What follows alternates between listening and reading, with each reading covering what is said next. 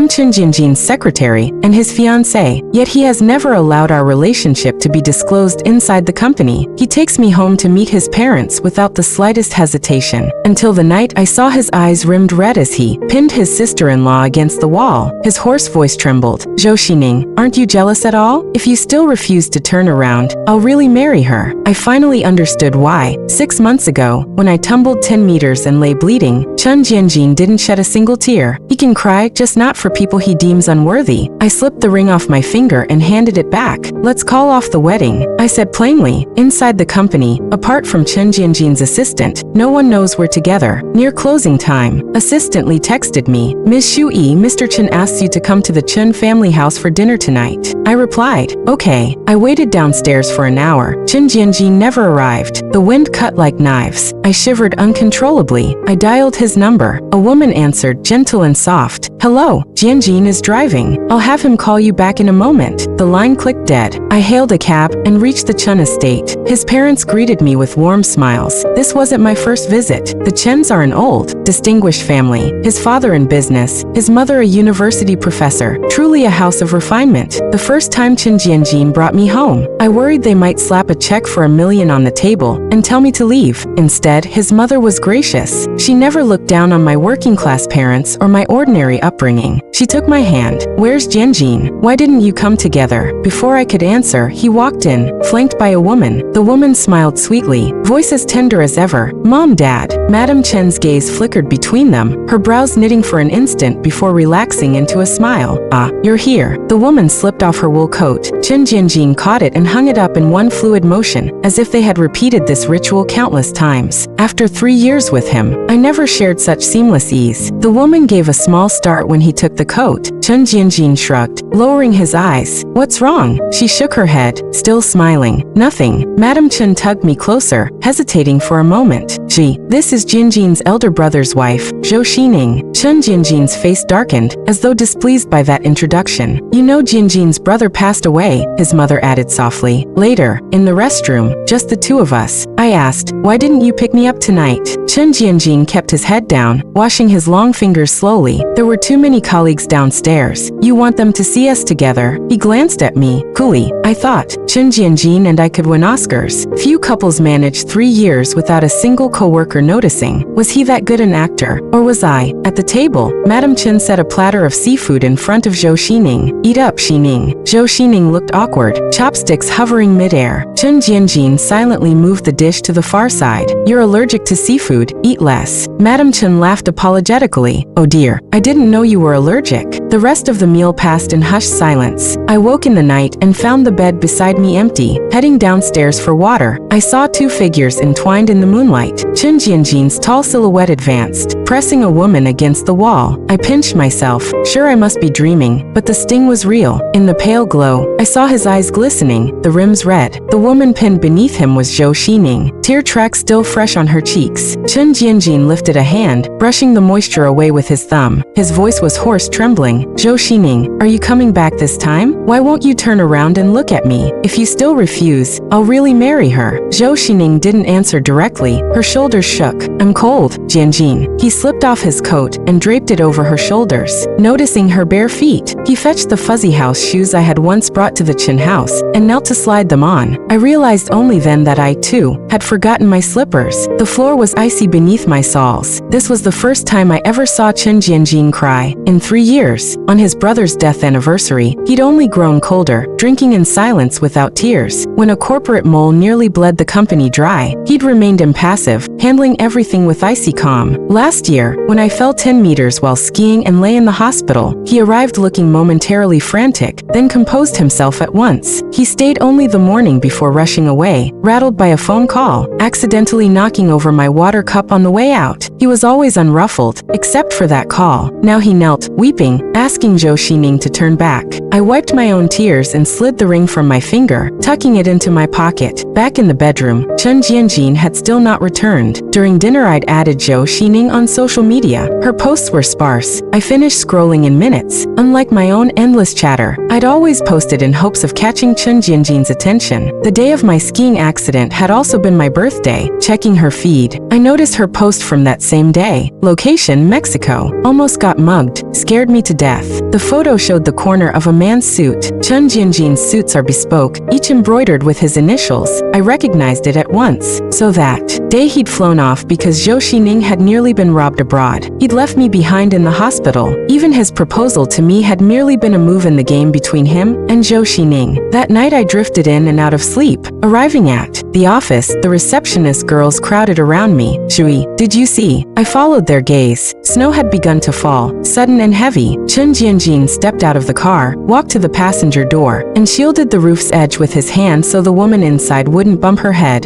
Zhou Xining emerged. I hadn't asked for a ride. He would only remind me that too many colleagues are watching. Wow, looks like the company might get a new mistress. Shui, any inside scoop? I smiled. Perhaps. Someone asked. By the way, didn't your boyfriend propose? You posted the ring. Why aren't you wearing it today? I glanced at my bare finger. I've decided not to marry. My colleagues gasped. In the distance, Chen Jianjin's usual cool detachment warmed only when he looked at Zhou Xining. He handed his keys to the valet, opened a black umbrella, and tilted it toward her. Snow gathered on his own shoulder. He noticed our little cluster. His eyes met mine, utterly calm. Assistant 1, don't you have work? 10 minutes late, and your perfect attendance bonus is gone. Meeting in an hour. With a collective rustle, everyone scattered. A colleague muttered, rich men really are devoted when they're in love. I bent over my files, smiling faintly. 7 years secretly in love with his sister-in-law. How is that not devotion? An hour later came the meeting. I prepared the materials, scheduled each segment, coordinated with every department. When everything was set, I found the water cooler empty. I lifted the empty bottle off and was wrestling a new one up when Chen Jianjin rolled up his sleeves, veins faintly raised. Let me. I ignored him, clenched my teeth, and hefted the bottle into place. He nodded once and walked away. Every year CHE reshuffles positions. Only top brass stay stable. Everyone else must requalify through rounds of evaluation. After Chen Jianjin left, I was informed I'd have to improvise in the upcoming meeting against a new hire. I barely had time to process the news before the session began. The topic was set by Chen Jianjin himself. I stepped to the front, hands trembling. When I finished, he fired a brutal follow-up that left me speechless. Zhou Xining, however, answered with calm fluency. Chen Jianjin sat back, fingers loosely laced, legs crossed, his eyes narrowed. Secretary 1, 3 years and you still lose to a newcomer. The word stung. The room fell silent. In that instant I understood. We live in different worlds. From his seat he could dismiss everything I'd done, with a single sentence, just like our relationship. At night he was the captain of our little game, in bed and out, in love and at work. A careless phrase could cut straight to my heart. 2 years ago, after my first failed promotion pitch, I'd laughed and cried at once, craving comfort. He'd told me, Shui, that's the law of survival. If you're not good enough, you're out. I'd stopped crying and asked, but I'm your girlfriend. Can't you bend the rules for me? He'd curved his lips in a faint smile and said nothing. That was my first lesson in this relationship. Chen Jianjin is ruthless at work. He may act with warmth, but only in measured doses. He never lets emotion cloud judgment, never opens a back door for me. The lessons he taught, I eventually applied to my own career. Soon I was promoted and given raises. This time, after failing the assessment, I didn't shed a tear. When the meeting ended, Assistant Li greeted me with his usual professional smile. This is Zhou Xining. This is Wen Shui. Shui, the competition just got tougher. Xining came back from New York, and her credentials are impressive. Zhou Xining stretched out her hand, confidence shining in her eyes. So glad to be your rival. Do your best, okay? Because she was new. The team organized an after-work welcome party. Everyone drank until they were tipsy. When I slipped to the restroom, I tried calling Chen Jianjin. His phone showed call in progress. I never got through, so I gave up. Zhou Xining, cheeks flushed from wine, was crying softly into her phone. Why haven't you come to get me? Don't you want me anymore? Soon a black G-Class slid out of the night. The man stepped out and walked toward the tipsy Zhou Xining. She stared dazed, then ran to him, sobbing. Chen Jianjin opened his arms and gathered her in. Don't cry. Amid the whispers of our colleagues, he looked up and met my eyes. He settled Zhou Xining into the passenger seat, then caught my arm. Secretary 1, get in. I'll drive you. I smiled and shook my head. Don't let me disturb you. Back at my apartment building I saw the lights in his unit were on. I sat downstairs for a long time, turning the ring over in my fingers. I sighed. In the end, the ring was never meant for me. I tucked it carefully back into the velvet box. Chen Jianjin had already showered. Damp hair curled at his temples. He'd beaten me home. After my own shower, I crawled into bed. He suddenly pulled me against him. I felt warm lips brush mine, the faint scent that belonged only to him. His fingertips traced my lower lip. Then I shoved him away and snapped on the lamp. He frowned. What's wrong? Bad day. I suddenly remembered. Every time he lost himself in passion, he'd murmur Ning Ning, Zhou Xining, and he had never kissed me until tonight. I pushed him off. I'm not Zhou Xining, I whispered. His brows drew together as if he hadn't heard. Leaving Chen Jianjin should be easy, yet I'd miss Madame Chen. Her kindness had always been genuine. At breakfast the next morning I sat waiting for him. Chen Jianjin, let's break up. I buttered toast without looking up. The ring lay on the other side of the table. After the last bite, I wiped my mouth. The ring is off. Give me yours too. He gave a small smile. Jui, we've been together 3 years. You think we can just end it? In 3 years, he had never once initiated a breakup. I tried to leave him 3 times. The third time I'd been the one to crawl back. He peeled an orange slowly. Some tricks get stale after the third use. Think carefully. The third time I tried to leave, he'd warned me, 3 strikes and you're out. At work his rule was the same. Cross the line a third time and he lost patience. In the parking garage he leaned against his car. I'll drive you. I declined politely. Assistant Lee has reassigned me. Today, I'm not going to headquarters. Under the lights his skin looked pale, the line of his jaw sharp. Zhou Xining texted me a wager. Even if she messed up at work, Chen Jianjin wouldn't let her go. And even if I made no mistakes, he'd still push me out. Did I believe her? Of course. The loved one always has the upper hand. He had waited 7 years for her to stay by his side. For 3 years I'd always clocked in 10 minutes early, never late, never left early. This was my first tardy arrival. Assistant Lee had given me no special assignment. I simply didn't want to see Chen Jianjin. When I finally reached the office, a colleague whispered, Shu Yi, you're late. Mr. Chen came looking for you. Scared me. I told him you were in the bathroom. He came again an hour later but didn't even get mad. Just said you should go to his office. I rang him from my desk phone. You asked for me? Come up. We need to talk. I'm swamped. Say it over the phone. I hung up and dove back into my files. Suddenly the overhead light dimmed. A cool scent enveloped me. Shui. I jumped. Hand to my chest. When I could breathe again, I pointed at the pile on my desk. Can't you see? I'm busy. He stared, then said quietly, fine. I'll wait for you after work. Colleagues gaped. Shu Yi, switching companies? A rival had hunted you? You dared talk to him like that? I laughed. No. Then you're resigning? I nodded. Yes. I've submitted my notice 1 month advance. My phone chimed. A text from Chen Jianjin. I'd saved him as A. I'd once peeked at his phone. He'd saved me simply as Wen Shu Yi. Seeing that had left me oddly disappointed. After everything intimate we'd shared, our relationship never seemed to warm. Zhou Xining's every post he liked. Mine rarely. I read his message. Wait for me at the main gate. Then forgot it. Night fell. My phone rang. Still not down, his cool voice asked. I'm working late. Don't wait. I packed slowly. Soon I'd be gone. The things on my desk had to leave bit by bit. My eyes landed on the little succulent. Ridiculous how long I'd begged before he gave it to me. I dropped it into the bin. Wen Shui. His voice was soft, almost cold enough to frost the air. I lifted my gaze. You're still here, Mr. Chen. The office was deserted. Only the two of us remained. He frowned. Why call me that? Head down. I stuffed trinkets into my bag. Because you're my boss. A warm palm settled on my waist. His voice turned husky. Aren't I also your fiancé? My hand stilled. I gave a cold laugh. Ha, we settled this morning. We're over. Give me back my ring when convenient. Mine is already on your table. His arm tightened. I didn't agree. Come home. He hauled me into the elevator. Are you crazy? What if someone sees? His grip only grew firmer, eyes fixed on the flashing floor numbers. I'm with my fiancé, who could object? Luck held. We met no one. Back at the apartment I planned to pack. His cooking is good. Western, Japanese. Anything. The ring I'd returned still lay on the dining table. I glanced at it and headed to the spare bedroom. In the dark I heard rustling. Chen Jianjin appeared with a pillow and lay down beside me. His phone rang. He glanced at the caller, then walked to the balcony. Even whispers echo at night. I heard her crying. Jianjin, I regret it. asked, "Can you come take me away?" Glass shattered on the other end. After a long pause he finally answered, "I'll come now." I shut my eyes, feigning sleep. He sighed softly, brushed my hair, and left. Only then did I open my eyes. Of course it was Zhou Xining. A year ago, after my fall, one call from her had pulled him away too. Next morning he looked haggard, dark circles under his eyes. I yawned and stared at the wardrobe, wondering how to take my clothes. Suddenly he asked, "What style of wedding dress do you like? And the venue? Go with mother to see them in a few days." I laughed lightly. "Mr. Chen, you should ask Zhou Xining that." His gaze turned icy. "Don't joke about her." I crouched to pick up a fallen apple. "I'm not joking." He seized my waist. "Right now we're going to try on dresses." He forced me into the car. Tires screeched as we pulled away. "Inside the bridal boutique," he insisted. "I only love you now." I snapped a photo of an exquisite gown and posted it, visible only to Zhou Xining.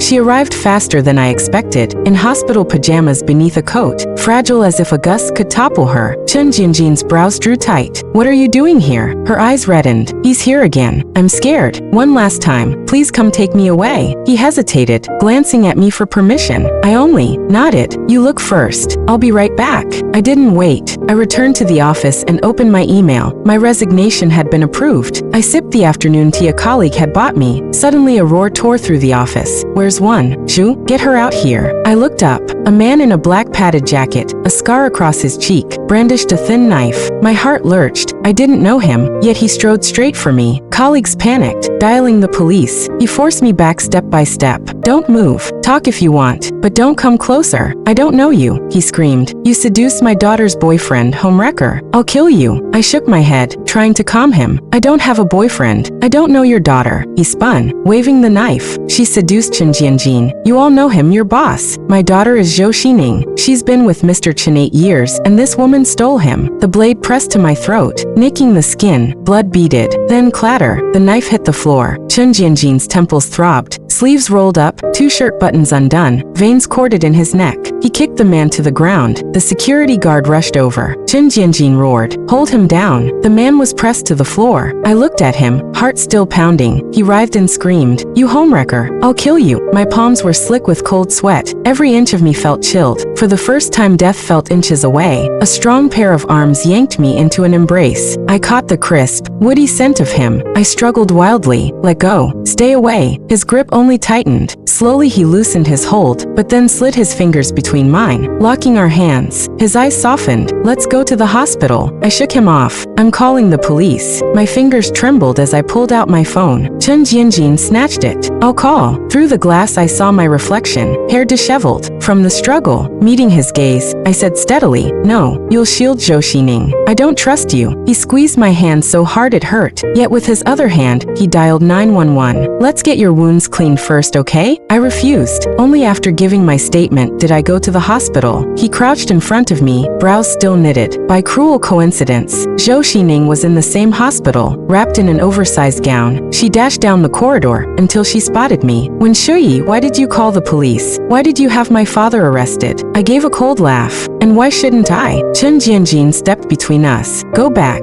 Tears shimmered in Zhou Xining's eyes. Her thin frame and pale face made her look heartbreakingly fragile. "Jianjin, don't you want me anymore?" I'd left my coat in the office. A gust of wind swept past. Chen Jianjin draped his own coat over my shoulders. I stood motionless. He tugged the lapels tighter. "Put it on, it's cold." Zhou Xining whimpered, "Jianjin, I'm cold too." He lifted his eyes, indifferent. "Then go back to your ward." He laced our fingers again, afraid I'd bolt. I pulled free, slipped the coat off, and draped it over Zhou Xining. "Cold? Then you wear it." I headed for the elevator. Footsteps followed. Panic flashed across Chen Jianjin's face. Before Zhou Xining could reach us, he jabbed the close button. Inside the lift my knees buckled. He clung to my hand, voice quivering. "Let's go home." At home I packed essentials. He blocked the doorway. "Do you have to leave?" I nodded. "Yes." He stepped aside. "I'll wait. Outside. It's too late, unsafe. In the morning I'll drive you to work." By daylight he was still at the door. "I'll go with you." I declined. "After yesterday we need distance. I hope you'll clarify things publicly." At the office gate he was waiting again. I detoured through the parking lot. In the restroom I heard gossip. Yesterday was wild. Good thing I'm quitting. Close colleagues offered comfort.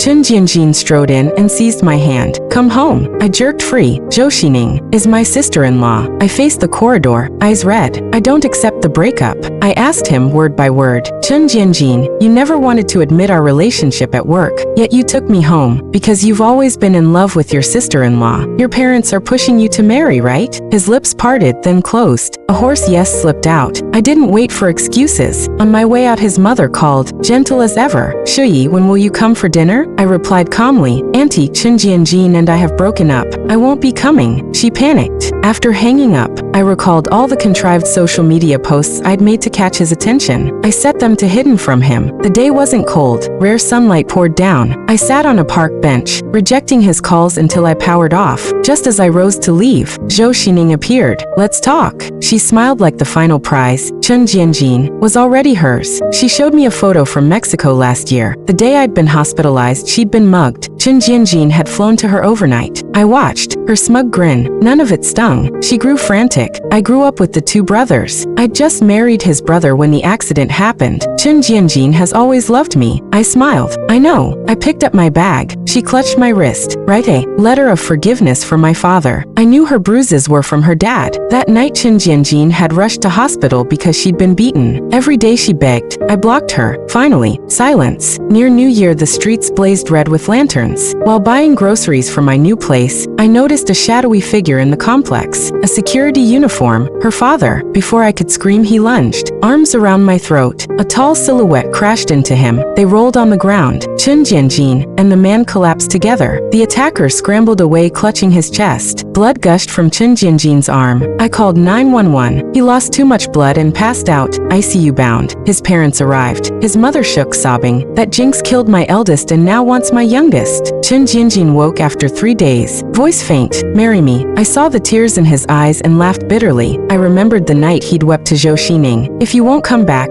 I'll marry Wen Shuyi. His face froze. I did love her, but not anymore. Shuyi, I'm sorry. His wounded arm couldn't lift anything. His mother begged. I refused. Spring. I was moving. In the courtyard he stood alone, shoulders drooping, nothing of the proud man he'd been. He ran up like a lost puppy. Shuyi, Zhou Xining and her father are both in custody. She'd egged him on. If I hadn't come, I nodded. Without him, none of this would have happened. He forced a smile. I haven't seen your posts in ages. I touched my phone. I hid them from you. The night we broke up you went to her. I was awake. His smile cracked. I read every post. When you said you wanted succulents, I hadly buy one. When you shared a proposal video, I bought the ring. I was obsessed with Zhou Xining because of my brother's death, but now I know it was only family. When I heard she was dating, I thought she'd found happiness, yet the idea of you with someone else suffocates me. His arms hung limp. That night she was beaten. She begged me, so I went. His voice cracked. Wen Shuyi, I love you. I laughed coldly. First time I've seen you cry for me. At the airport I saw his tall silhouette. In the new city I deleted him and his family, even his mother, who'd always been kind. By the sea I glimpsed a familiar figure. Later he texted, can I see your posts again? Once I'd wanted to share everything. Now what's missed is missed. The man I once loved is just someone I used to know.